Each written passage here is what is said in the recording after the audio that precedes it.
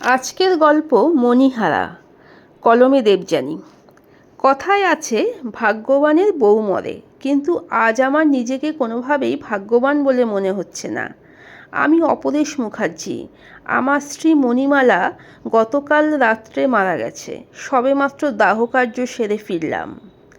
স্ত্রী গত হলে স্বামীদের অশৌচ পালনের নিয়ম নেই, কিন্তু আমি খোকাকে বলেছি, এই কয়েকটা দিন তুই যা খাবি আমিও সেটা খাবো। আমার অর্ধ অঙ্গ যার, তার প্রতি কোনো দায়িত্বই কি আমার নেই? শুধুমাত্র সবটাই সন্তানের বরাদ্দ? এই নিয়ম আমি মানি না। এবার আমার মনির কথা বলি। রূপে গুণে সব দিক থেকেই মনির ধারের কাছেও আমি নই। সেজন্য ওকে হারানোর ভয় লেগে থাকতো সর্বদা। যে কোনো বিষয়ই মনির জানার খুব আগ্রহ ছিল। প্রতিদিন খবরের কাগজ খুঁটিয়ে পড়ত। খেলাধুলা হোক কিংবা রাজনীতি, সব কিছুতেই ওর অসম্ভব দখল ছিল। আমার মায়ের আপত্তি থাকা সত্ত্বেও রান্নার ঠাকুর রেখেছিলাম আমি, যাতে মনির কোনো কষ্ট না হয়। হঠাৎই সুবিনয় এলো আমার বাড়ি। সম্পর্কে আমার মাস্তুতো ভাই হয়। চাকরির ইন্টারভিউ দেবে বলে কলকাতায় আগমন।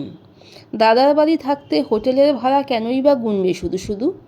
সুবিনয়ও ঠিক মনির মতো ছিল, সমস্ত ব্যাপারে অসাধারণ দখল। ওদের দুজনের মধ্যে ভাব জমতে সময় লাগলো না। আমি ওদের আড্ডায় একেবারেই বেমানান ছিলাম। মাঝে মধ্যে শুধুমাত্র শ্রোতা হয়ে ওদের সঙ্গ দিতাম, আবার কখনো বা একা ঘরে গুমড়ে মরতাম। সুবিনয়কে কিভাবে বিদেয় করা যায় এই চিন্তা আমার সারাক্ষণ কুরে কুরে খেত। আপনারা ভাবছেন আমি মণিকে সন্দেহ করতাম, কিন্তু মোটেও তা নয়। যাকে ভালোবাসবো তাকে নিয়ে একটু পজিটিভ না হলে চলে? দেখতে দেখতে 1 মাস কেটে গেলেও সুবিনয়ের চাকরির কোনো খবর এলো না। 2 মাস পর আশাহত হয়ে সুবিনয় ফিরে গেল। আমি হাঁপ ছেড়ে বাঁচলাম। সেই আনন্দে মণিকে সেদিন রেস্তোরাঁয় খাওয়াতে নিয়ে গিয়েছিলাম। মণি কাটলেট খেতে খেতে বলেছিল, ভাইটা এতদিন ছিল তখন তো ওকেও একদিন নিয়ে গেলে পারতে। কথাটা শুনে আমার হাসি পেল। মনে মনে ভাবলাম, তাহলে খাওয়া আমার গলা দিয়ে নামতো না। বছর খানেকের মধ্যে মণি সন্তান সম্ভবা হলো। আমি ওকে বাপের বাড়ি যেতে দেইনি, আমার চোখের আড়াল হতে দেইনি। এতদিন ওকে না দেখে থাকা যায় নাকি?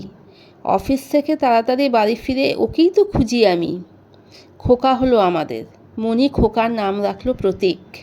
আমি বললাম, প্রতীক মানে তো চিহ্ন, খোকা কিসের প্রতীক? মণি হেসে বলল, আমাদের দুজনের ভালোবাসার, আমাদের সুখী দাম্পত্যের। খোকা হওয়ার পরেও মণি ঠিক আগের মতোই দামি ছিল আমার কাছে। দিনগুলো কেটে যেতে থাকলো এভাবেই। কখনো ঝগড়া হয়নি আমাদের। মণি মাঝে মধ্যে রেগে গেলেও কিছুক্ষণ পর যখন ওর কাছে গিয়ে কাচুমাচু মুখে দাঁড়িয়ে পড়তাম, তখন মণি হেসে ফেলত। সবাই আমাকে বউচাটা, স্ত্রৈণ ইত্যাদি উপাধিতে ভূষিত করলেও ওদের কখনো পাত্তা দিইনি। নিজের স্ত্রীকে ভালোবাসবো, এতে আবার লজ্জা কী? এক সময় খোকা বড় হলো, বিয়ে হলো। আমার বৌমার নাম পায়েল, বড্ড মিষ্টি মেয়ে। মণির মাথার চুলে পাক ধরলেও আমার ওর প্রতি প্রেম দিনের পর দিন যেন বেড়েই যাচ্ছিল। পায়েল একদিন খোকাকে বলছিল, দেখো দেখো, বাবা এখনও মাকে চোখে হারায়, আর তুমি? মণি শুনে জিভ কেটে আমাকে বলল, এই সব তোমার জন্যে, সারাক্ষণ শুধু পিছু নেবে আমার। আমি হেসে বলতাম, 7 জন্মের বন্ধন, মোটে তো একটা জন্ম চলছে, এত সহজে তোমায় ছাড়বো ভাবলে কি করে? একদিন বউ শাশুড়ি মিলে চুপি চুপি গল্প হচ্ছিল আমায় নিয়ে। বৌমা বলছিল, মা তুমি তো এত ফর্সা, বাবা শ্যামবর্ণ। বাবা তো অত্যন্ত সাদামাটা মানুষ, তোমার মতো সুন্দর করে গুছিয়ে কথা বলতে পারে না। তাহলে তোমার কি করে পছন্দ হলো বাবাকে? মণির উত্তরটা শুনবো বলে চুপ করে দাঁড়িয়েছিলাম দরজার বাইরে। এতগুলো বছর পরেও উত্তরটা কীরকম হবে সেই আশঙ্কায় হাত পা ঠান্ডা হয়ে আসছিল আমার। ভাবছিলাম, মণি এখনই হয়তো বলবে বাধ্য হয়ে বিয়ে করেছি, বরকে তো মেয়েদের ভালোবাসতেই হয়, তাই ভালোবেসেছি। কিন্তু মণি পান চেবোতে চেবোতে বলল, মানুষটা গুছিয়ে কথা বলতে না পারলেও গুছিয়ে ভালোবাসতে জানে। আমি যাতে প্রাণ ভরে শ্বাস নিতে পারি তার জন্য গোটা একটা আকাশ দিয়েছে আমায়। রংবাহারি 2টো ডানাও দিয়েছে যাতে আকাশে উঠতে পারি। কিন্তু শর্ত একটাই, দিনের শেষে ওর কাছেই যাতে ফিরে আসি। এই সাদামাঠা মানুষটা আমার কাছে নিশ্চিন্তের আশ্রয়। মহিরুহের মতো ডালপালা বিছিয়ে ও আগলে রেখেছে আমায়। ওকে ভালো না বেসে থাকবো কার সাধ্যি? সব মেয়েরা চায় শাঁখা সিঁদুর নিয়ে বিদায় নিতে, কিন্তু আমি ঠাকুরকে বলি আমার আগে ও চলে যাক। পুরুষেরা যতই গর্জন করুক, আমাদের ছাড়া ওরা বড্ড অগোছালো। তোমার শ্বশুরমশাইয়ের আমাকে ছাড়া পৃথিবী অন্ধকার। সেদিন মণিকে নিজের বুকের মধ্যে জড়িয়ে ধরে কেঁদেছিলাম অনেকক্ষণ, আর নীরবে চোখের জল ফেলেছিলাম। ছেলেদের শব্দ করে কাঁদতে নেই যে। কিন্তু ভগবান মণির কথা শুনল না। একদিন আমার সাথে কথা বলতে বলতেই বুকে ব্যথা উঠল মণির, আর তারপরই সব শেষ। চলে গেল আমার নয়নের মণি। বুকটা কেমন যেন ফাঁকা হয়ে গেল। আজ রান্নাঘর থেকে বাসনপত্রের আওয়াজ আসছে, কিন্তু সেটা রোজকারের চেনা নয়।